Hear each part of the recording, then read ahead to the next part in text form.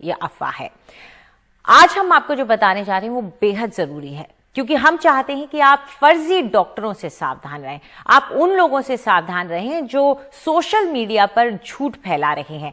कई लोग जो अपने आप को डॉक्टर बताते हैं और अलग अलग पेजेस, अलग अलग सोशल मीडिया हैंडल्स पर खोल कर बैठे हैं, वो न सिर्फ महामारी बल्कि वैक्सीन को लेकर झूठ फैला रहे हैं। तो ये एक तरह की झूठ की महामारी है जो कि अब कोरोना पर हावी होती हुई नजर आ रही है।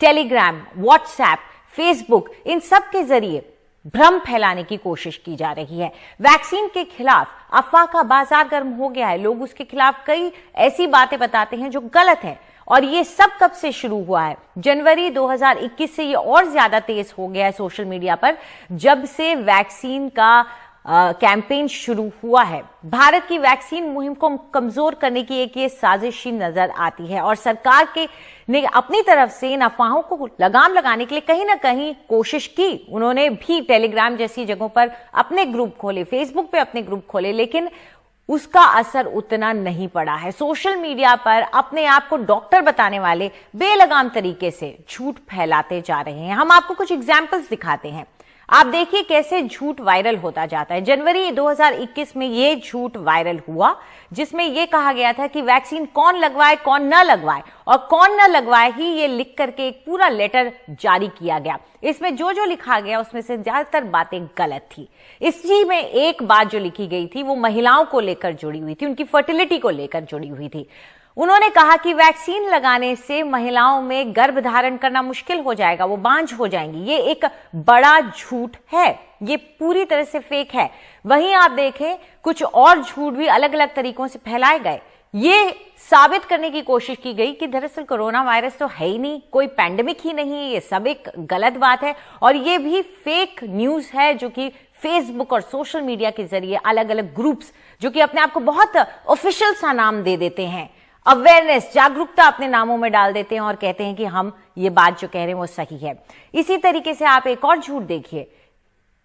ये जो झूठ है ये वैक्सीन को लेकर के फैलाया गया झूठ है, जिसमें वैक्सीन पर सवाल उठाए जा रहे हैं। तो ये आपको बताने की कोशिश है हमारी कि ये सब एक मिस इन्फॉर्मेशन कैंपेन है। इस पर चर्चा करने के लिए हमारे साथ शची सुतारिया जुड़ गई हैं जो कि हेल्थ फैक्ट चेकर हैं बूम लाइव की। उन्होंने हमारी मदद की है इनको जुटाने में, ये जो सब झूठ फैलाए जाते हैं। साथ में हमारे साथ डॉक्टर राजेश मल्होत्रा जुड़ गए हैं जो कि चीफ हैं कोविड फैसिलिटी के ट्रॉमा सेंटर एम्स के।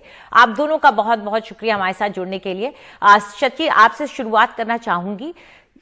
फेसबुक, यूट्यूब पे जो डॉक्टर अपने आप को बताते हैं और उसके बाद इस तरह की बातें फैलाते हैं, क्या ये वाकई में डॉक्टर होते भी हैं और इनके ऊपर किसी तरह से लगाम क्यों नहीं कसी जा रही है?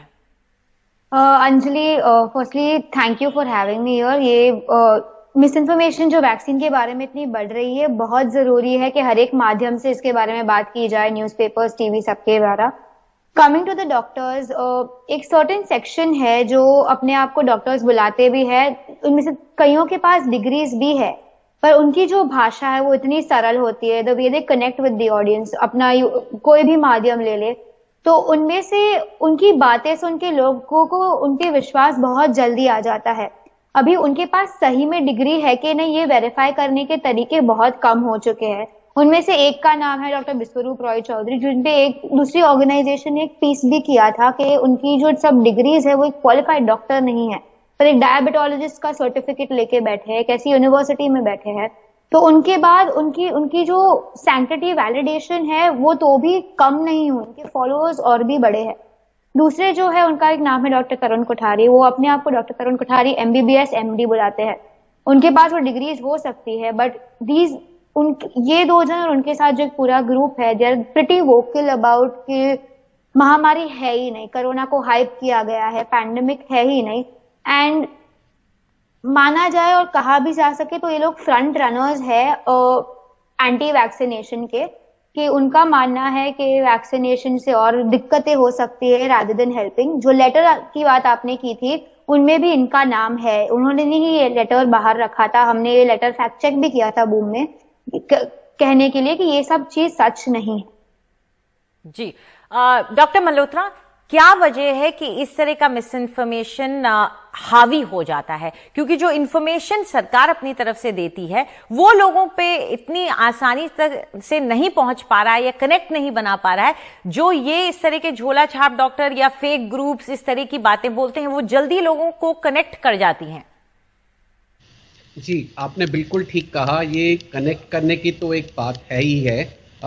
अभी तक ऐसे लोग, ऐसे डॉक्टर्स हैं जिनमें मैं जानता हूं जो ये कहते हैं कि HIV या एड्स कोई बीमारी नहीं है, ये एक होक्स है जो कि दवाइयां बेचने के लिए किया गया है। अब ये कुछ हमारी पॉपुलेशन ऐसी होती है जो डिनायल में है, जो ऐसी ही चीज़ ढूंढ रहे हैं, कोई उन्हें कनेक्ट करके कोई ऐसी चीज़ बता दे। उनको ये लगता है कि ये ऐसी कोई चीज़ नहीं है, जो ही उन्हें कोई ऐसा आइडिया देता है तो वो उस पर एकदम से मान जाते हैं। इन लोगों की फॉलोइंग ऐसे ही लोगों की वजह से होती है।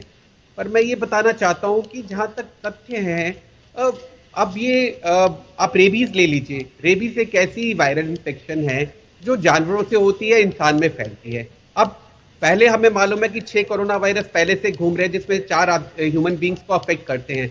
तो जब ये सारे फैक्ट हैं, ऐसे में इनको झुटलाना एक तरह से डिनायल में जीना है। और मुझे यही लगता है कि ज्यादातर इनके टारगेट वो लोग होते हैं जो खुद किसी या तो वेस्टेड इंटरेस्ट से गवर्नमेंट के खिलाफ या हेल्थ अथॉरिटीज के खिलाफ कोई भी चीज हो उसको विश्वास कर लेते हैं। लेकिन मुझे ये लगता है कि आपको अपना जो भी आपका पर्सनल एजेंडा है उसकी वजह से लोगों को खतरे में नहीं डालना चाहिए, क्योंकि ये लोगों के जीवन से खिलवाड़ है। उन्हें ये बताकर कि आपको वैक्सीन आपके लिए खतरनाक है, वैक्सीन फेक है, वैक्सीन गलत है, कोरोना वायरस है ही नहीं है, ऐसा करके आप पैंडेमिक को बढ़ावा दे रहे हैं। और भगवान के लिए अपने जो भी आपका वेस्टेड इंटरेस्ट है उसके लिए लोगों की जान को जोखिम में ना डालें, ये मेरी उनसे अपील है। डॉक्टर मल्होत्रा, इसमें एक थोड़ा सा एक डेविल्स एडवोकेट वाली बात मैं करने वाली हूं, और वो ये है कि कहीं ना कहीं जब इनिशियल कम्युनिकेशन शुरू हुआ कोरोना वायरस को लेके, तो जरा जब हाय तौबा मची तो लोगों को लगा कि बस कोरोना वायरस आया, आदमी मरा। और ये डर जो फैला उसके बाद जब लोगों ने देखा कि क्योंकि जो सच्चाई है कि 100% कोरोना वायरस पे एक्सपोज होकर आदमी नहीं मरता है, कुछ सर्टेन पॉपुलेशन है उसको ज्यादा असर होता है, और फिर एक पॉपुलेशन बहुत कम है जो मौत के कगार तक पहुंचती है। तब लोगों को लगने लगा ये तो झूठ है। तो कहीं ना कहीं एक जो कम्युनिकेशन को देने का तरीका या उसको आगे बढ़ाने का या एजुकेट करने का तरीका है, उस पर हमें एक बार फिर से सोचना होगा। अंजलि, आपकी बात ठीक है, लेकिन 2 बातें मैं आपके ध्यान में लाना चाहूंगा। एक तो ये नई बीमारी है, जो जितने पहले कोरोना वायरसेस है उनका बिहेवियर भी अलग था। हमें इससे भी ज्यादा सीरियस कोरोना वायरसेस मिले जिनमें मृत्यु दर 80% तक था, लेकिन वो कभी महामारी नहीं बने, क्योंकि उसमें आदमी इन्फेक्शियस होता था तकलीफ सिम्टम्स डेवलप होने के बाद। इसमें एक जो फीचर आ गया एसिम्प्टोमेटिक इन्फेक्शन का, या इन्फेक्शन होने से पहले, सिम्टम्स आने से पहले इन्फेक्टिव होने का, जिसकी वजह से ये पूरे विश्व में महामारी बन गया। लेकिन जो 1 साल पहले हमारी इसके बारे में नॉलेज थी, आज उससे बहुत ज्यादा है। तो एक बात आपको ध्यान में रखनी पड़ेगी कि आज जो नॉलेज है वो पिछले 15-16 महीने में धीरे धीरे डेवलप हुई है। तो आज हम बेहतर स्थिति में है। तो आज अगर लोग अफवाह पे विश्वास करते हैं तो ये ज्यादा डैमेजिंग है। अगर 1 साल पहले कोई ये कहता कोरोना नहीं है, होक्स है, तो मैं समझता कि इनको पता नहीं है अभी, इसलिए ऐसा कर रहे हैं। दूसरी बात ये है कि जो कुछ भी मैंने आपको अभी तक एग्जांपल दिया, कितने साल हो गए HIV को यहाँ पे, और अभी भी मेरे डॉक्टर दोस्त हैं जो ये कहते हैं कि HIV नाम की कोई बीमारी नहीं है। तो एक ग्रुप लोगों का हमेशा ऐसा रहेगा। सरकार का काम ये है कि ऐसे लोगों को काउंटरएक्ट करे।